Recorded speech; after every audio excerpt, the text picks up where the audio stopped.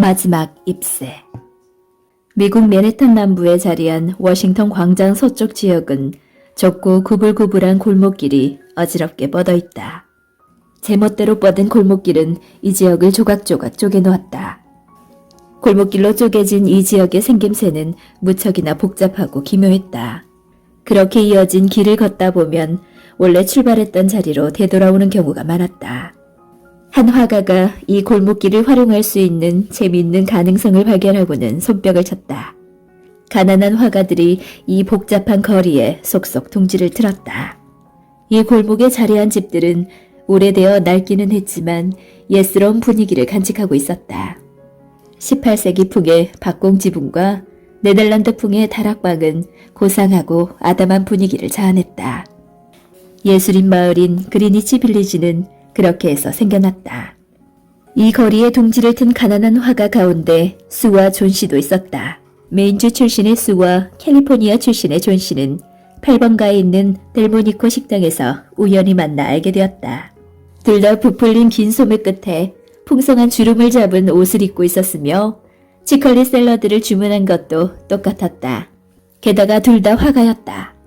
수와 존 씨는 하루마지만 아담한 3층 벽돌 건물 꼭대기에 공동 화장실을 꾸미고 함께 지내기로 했다. 수와 존 씨가 공동 화장실을 꾸몄을 때에는 햇살이 따사로운 5월이었다. 몇 달이 지나 11월이 되었다. 심술궂은 북풍이 이 마을에 반갑지 않은 손님을 끌고 왔다. 폐렴이었다. 무지막지한 손님은 얼음장 같은 찬 손을 휘두르며 온 마을을 휩쓸고 다녔다. 아무도 초대하지 않는 이 손님은 수십 명의 목숨을 앗아갔다. 손님은 마침내 예술인 마을까지 침범했다. 이 무법자도 복잡하게 짝이 없는 예술인 마을에서는 기세가 꺾였는지 슬쩍 지나쳐갔다. 그러나 1년 내내 따뜻하고 햇살이 반짝이는 캘리포니아에서 자란 존 씨는 이 무법자의 습격을 감당해내지 못하고 침대에 들어눕고 말았다. 존 씨는 페인트 칠이 벗겨진 낡은 침대에 누워 꼼짝도 못했다. 그저 유리창 밖에 이웃집 탐만을 멍하니 바라보았다. 어느 날 아침이었다. 존 씨의 상태를 살펴본 의사가 눈짓으로 수를 불러냈다. 수는 양손을 앞으로 모아 마주잡고 의사 앞에 섰다. 의사는 덥수룩한 회색 눈썹을 살짝 찌푸리며 입을 열었다. 저 아가씨가 살 수 있는 가능성은 열에 하나쯤 될 거요. 의사는 체온계를 흔들어 눈금을 내리며 말을 이었다. 그것도 살아야겠다는 의지가 있을 때 얘기예요. 지금처럼 죽을 날만 손꼽아 기다려서는 약도 의사도 아무 소용이 없어요. 저 아가씨는 자기는 절대 낫지 않을 거라고 절망하고 있어요. 저 아가씨가 기운을 북돋을 만한 게 있을까요? 존 씨는 언젠가 나폴리만을 그려보고 싶다고 말한 적이 있어요. 수가 눈물을 글썽이며 말하자 의사가 단호하게 말을 잘랐다. 그림이라뇨? 지금 상태로는 말도 안 되는 소리입니다. 저 아가씨 기분을 바꿔놓을 다른 것은 없습니까? 이번에는 수가 퉁명스럽게 의사의 말을 막았다. 존 씨의 마음속에는 그림 말고는 다른 건 없어요, 선생님. 그러니 꼭 살아야겠다는 의욕이 생길 리 없지. 아무튼 최선을 다해보겠지만 무엇보다 병을 이겨내겠다는 환자의 의지가 중요합니다. 만일 저 아가씨가 올 겨울에 어떤 외투가 유행할까 하는 것에 대해서만이라도 관심을 갖는다면 나을 확률은 5에서 하나라고 장담할 수 있습니다. 의사가 돌아간 뒤 수는 작업실에서 손수건이 푹 젖도록 울었다.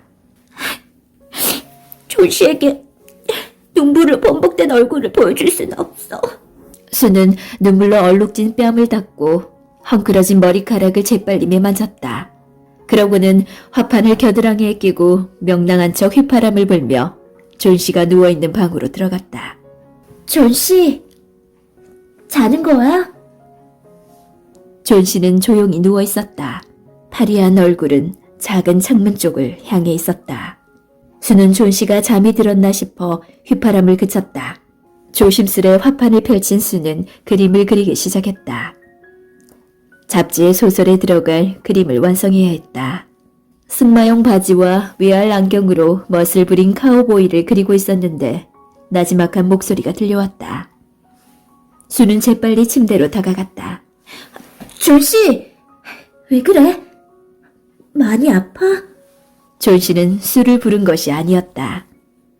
그녀는 창밖을 바라보며 숫자를 세고 있었다. 그런데 숫자를 거꾸로 세는 것이었다. 12, 11, 19. 이번에는 거의 동시에 수를 세었다. 8, 그리고 7.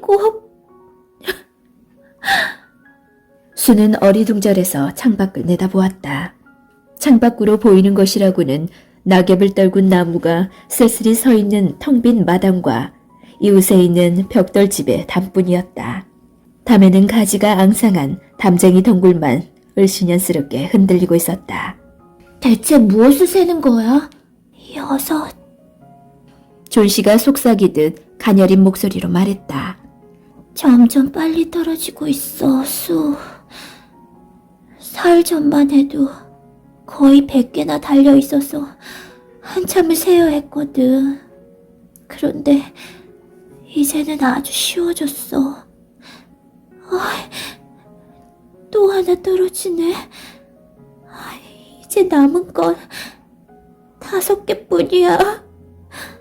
수는 정신없이 창밖만 바라보며 중얼거리는 존씨가 걱정스러웠다. 이마에 손을 짚어 열이 나는지 확인한 뒤 존씨의 얼굴을 돌려 눈을 마주쳤다. 존씨, 날 좀 봐. 도대체 뭐가 5개 남았다는 거니? 무슨 말인지 알아듣게 말해봐. 잎새 말이야. 수, 저기 담쟁이 덩굴에 붙어있는 잎새. 사흘 전부터 잎새들이 떨어지는 걸 보고 있었어. 마지막 잎새가 떨어지면 나도 가는 거야. 의사 선생님이 그렇게 말하지 않았니? 수는 마치 화가 난 사람처럼 빠르게 말했다. 그런 바보 같은 소리가 어딨어. 저 시들어 빠진 담쟁이 덩굴 잎새가 내 병하고 무슨 상관이 있다는 거야.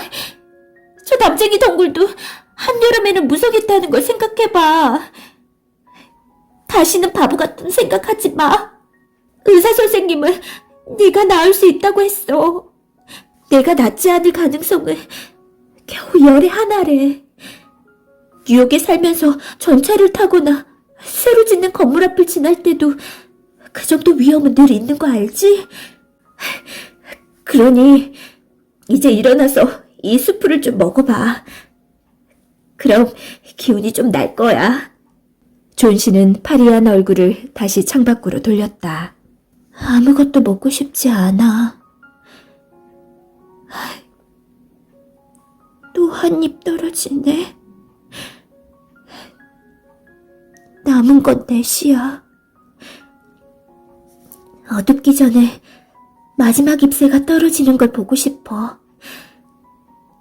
그럼 나도 가는 거야. 제발 존씨, 어리석은 말 좀 그만해. 내가 그림을 다 그릴 때까지 제발 창밖은 그만 보고 좀 자두지 않을래?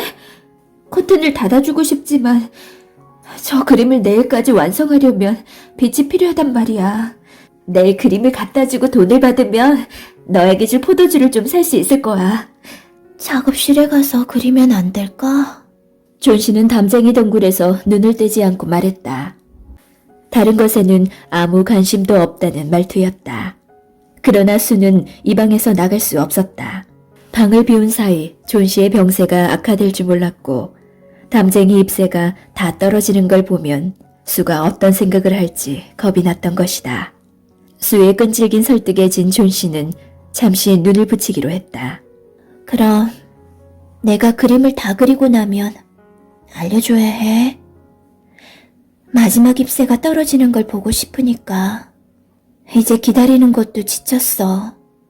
아래로 떨어지는 저 가엾고 지친 잎새처럼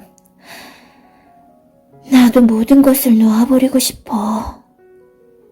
가련한 존 씨의 모습에 수는 눈물이 핑 돌았다. 나는 가서 범원 영감님을 좀 불러올게. 늙은 광부를 그려야 하는데 범원 영감님이 모델로 딱 좋은 것 같거든. 금방 돌아올게. 꼭 자야 해. 범원 영감은 같은 건물 1층에 사는 늙은 화가였다.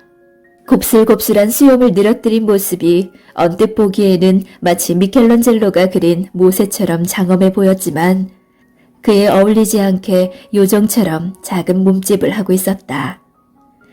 그는 실패한 화가였다. 젊은 시절부터 내리 몇십 년 동안이나 붓을 쥐고 캔버스와 씨름을 해왔지만 아직 예술의 여신 치맛자락 근처에도 가본 적이 없었다. 늘 술에 취해 걸작을 그리겠다는 큰 소리를 치고 있지만 지난 몇 해 동안 상업용이나 광고용 그림을 몇 번 그린 것 외에는 아무것도 그리지 못하고 있다. 범원 영감은 이따금 가난한 화가들의 모델이 되어주고 얻은 푼돈으로 집세를 내는 처지였다. 그러면서도 아무에게나 뼈아픈 말을 거침없이 날렸다. 한탕 해먹자는 그런 대먹지 않은 생각을 가진 자는 결코 좋은 그림을 그릴 수 없어. 자네는 그림을 그리지 말고 사업이나 해보게. 예술인 마을의 화가 대부분은 범원 영감을 좋아하지 않았다. 그러나 범원 영감은 수와 존 씨에게는 은근히 친절했다. 같은 집에 사는 이 젊은 화가들을 자기가 지켜줘야 한다는 사명감이라도 가진 듯한 행동이었다. 수가 범원 영감의 방에 들어서니 싸구려 술 냄새가 코를 찔렀다. 굴속처럼 어두침침한 방 안에는 걸작의 일피를 기다리고 있는 새하얀 캔버스가 보였다. 범원 영감은 구석에 고개를 숙이고 앉아 있었다. 수는 범원 영감에게 존 씨가 담쟁이 잎새에 품고 있는 터무니없는 망상에 대해 이야기해 주었다. 떨어지는 잎새를 바라보며 마음이 약해지는 그 애가 정말 시든 잎새처럼 훅 날아가 버릴 것만 같아서 그 애를 보는 게 괴로워요. 범원 영감은 어떻게 그런 멍청한 생각을 하냐며 펄펄 뛰었다. 핏발선 그의 눈에는 눈물까지 고였다. 얼간이 같으니라고. 담쟁이 덩굴 앞에서 잎새가 떨어진다고 저도 죽는다니. 그런 말은 머리털 나고 처음 듣는 소리야. 이 아가씨야, 왜 존 씨가 한심한 생각을 하도록 내버려 두는 거야? 그리고 왜 하필 다 망가진 늙은 강부가 모델이야? 그런 모델은 딱 질색이라고. 그 애는 지금 몹시 아파서 마음까지 약해진 것 같아요. 범원 할아버지께서 모델을 서주실 수 없다면 할 수 없죠.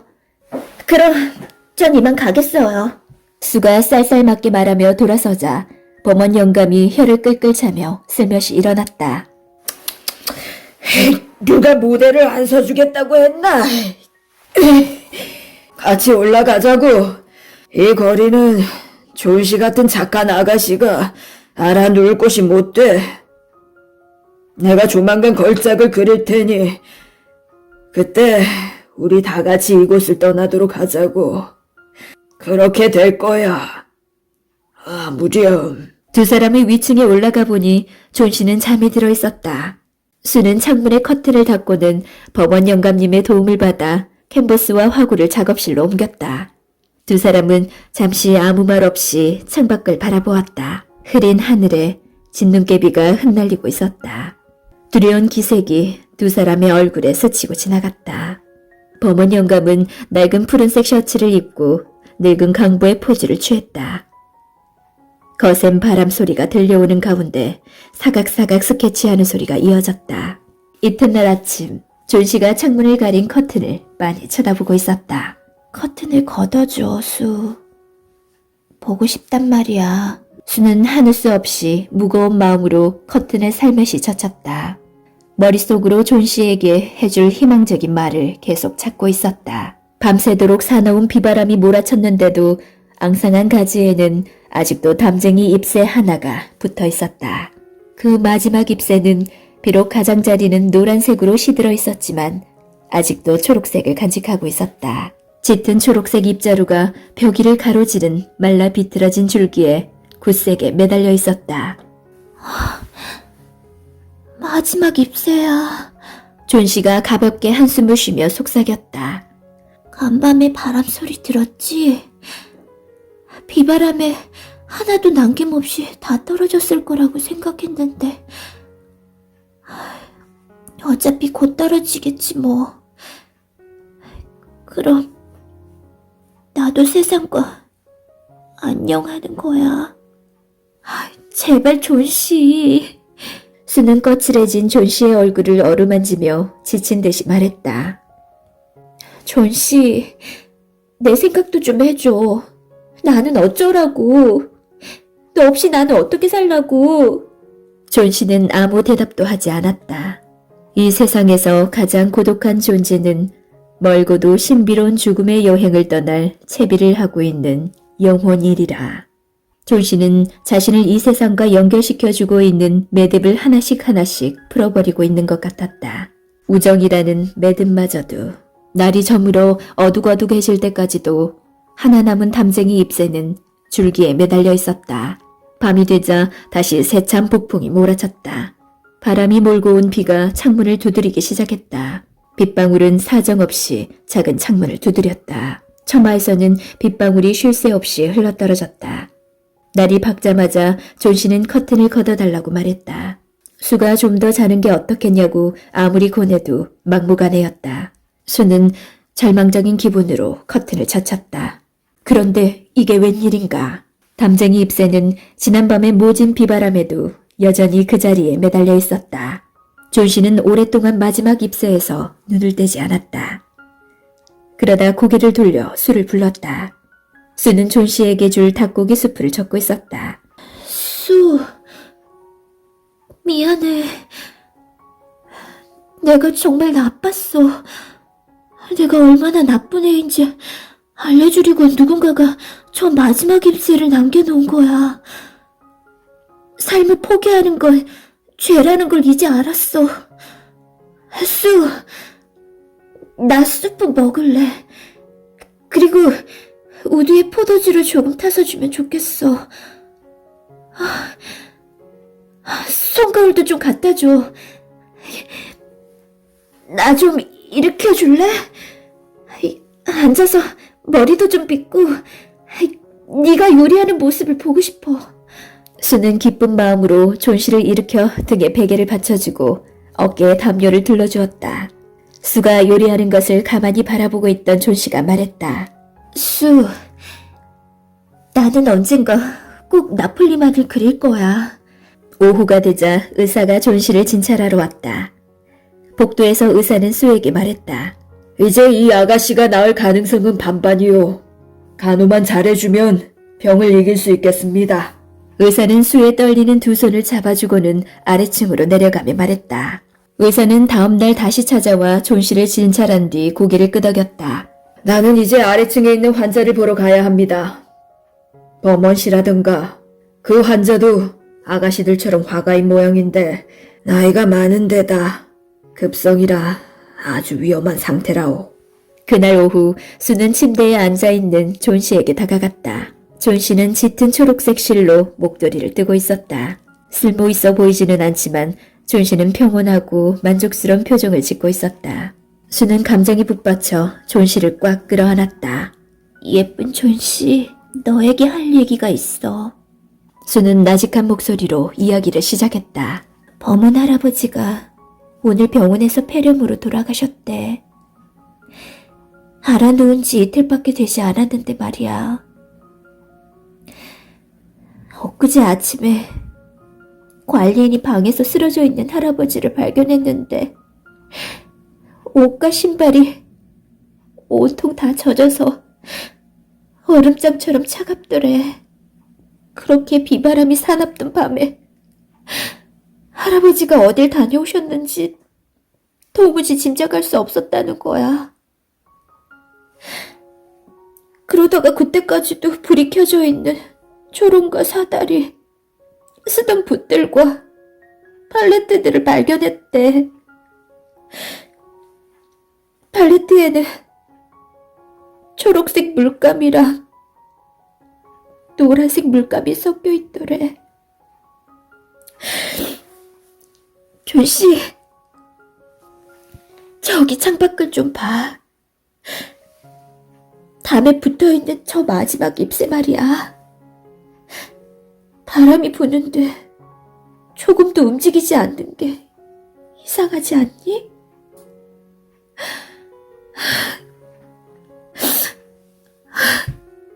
저건 법원 할아버지가 남긴 걸작품이야. 마지막 잎새가 떨어지던 밤에 할아버지가 벽에 그려놓으신 거라고.